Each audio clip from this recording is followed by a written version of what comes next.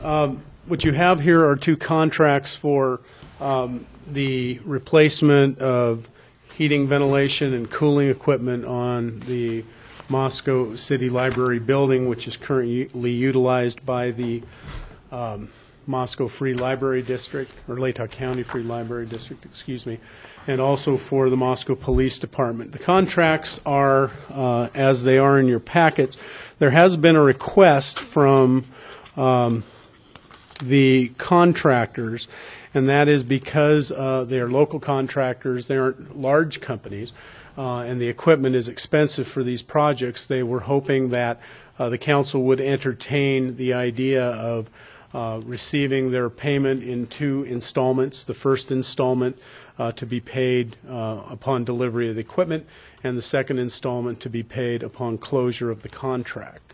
The two contractors, of course, are Redinger Heating and Cooling and Fork Refrigeration. The contract, if the council is willing to entertain that change, if you go over to page 21 of the contracts, under General Condition 12, lump sum payment. I'll wait till you all get there.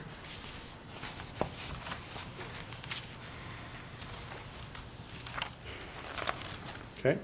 And under Section A, that section would now read, the contractor shall be paid the contract sum, and I utilized the library as the template for this, $38,690 and $9,100 in two separate installments as follows.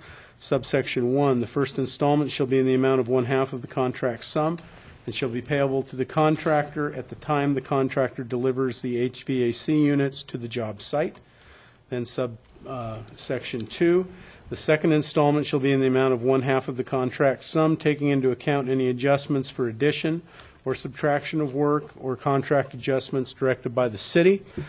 And then the balance of that current Section A, the contractor shall issue an invoice for payment with Parks and Facilities Manager at the conclusion of the project.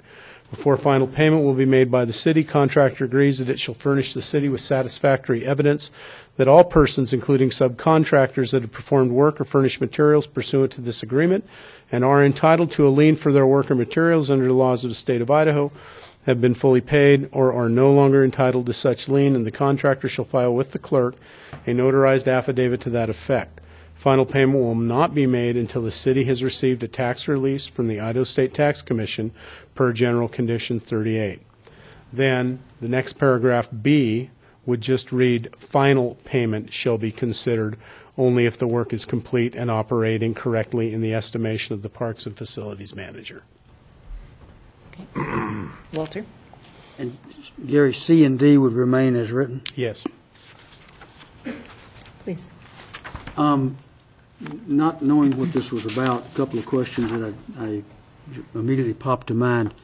The original contract proposed that a single payment at the conclusion of the project. Yes. Does the contract contemplate stored materials and payment for those? I do not know. I could call Tom up if he could answer that question. Tom Grundon, our Facilities Manager, Parks and Facilities Manager. Thank you, Gary. I'm sorry, could you ask the question? Does the contract call for payment for stored materials? No, sir. Okay, it did not? No. So effectively, that's what we're doing, Gary? Will the materials, when do they invoice them? Where will the materials be? How are they secured, and are they insured? And is there a bond on this contract?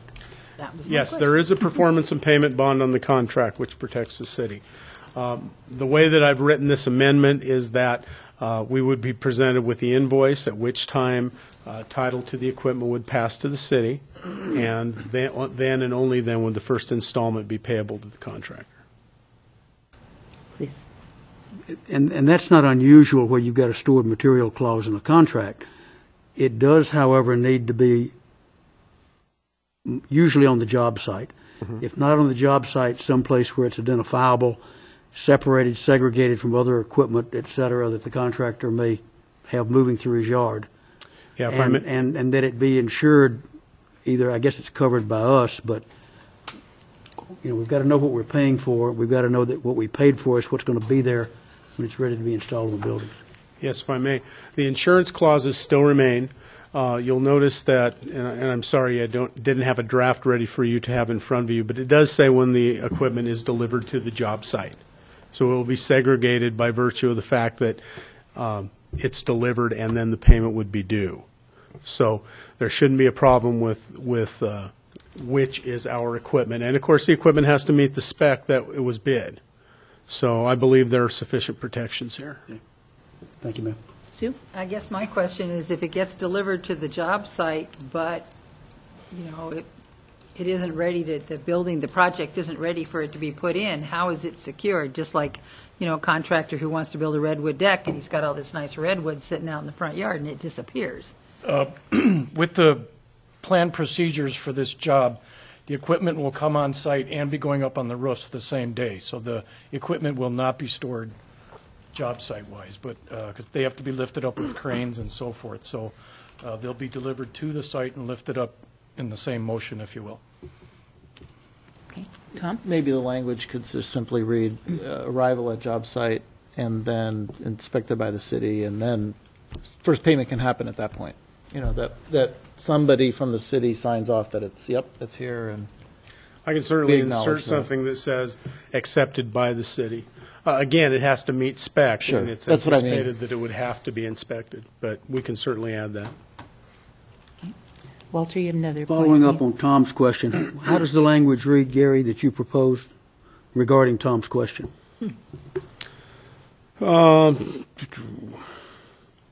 Shall be payable to the contractor at the time the contractor delivers the HVAC units to the job site. Could put in there that contractor delivers and the city accepts the HVAC units at the job site. Okay. And Walter, were you chairing the Public Works Finance Committee at which this was discussed? Yes, ma'am. Mhm. And are you comfortable with the proposed changes? Would you- Considering the fact we knew nothing about this at that time and didn't know it was going to be pulled from the consent agenda tonight till right before the meeting, I think I am, unless Dan or Wayne have other questions about details, or Tim. Okay. I don't. No, I have no questions. And I would note, and I apologize bringing it up at this time, but when we had a meeting this morning regarding it, Tom indicated that he'd had the inquiry from the contractors, and we're just trying to facilitate that. Would you like to put forward a motion, Walter? I don't have any problem with this. I think there appear to be adequate safeguards to protect the city. So, Gary, would you like these done separately or together? You're going to do them on the consent agenda together, so I think a motion approving them both with identical contract language amendments would be sufficient. Madam Mayor, I would make a motion that items E and F on the consent agenda that were previously pulled be approved with the changes to the contract as indicated by the city supervisor be incorporated in the contracts in both cases. second. Okay. We have Walter's motion and Tom's second. Any other discussion? Okay, hearing none, we'll start this roll call vote with you, Dan. Aye. Aye. Aye. Aye. Aye. Aye. Okay, that motion carries. Thank you.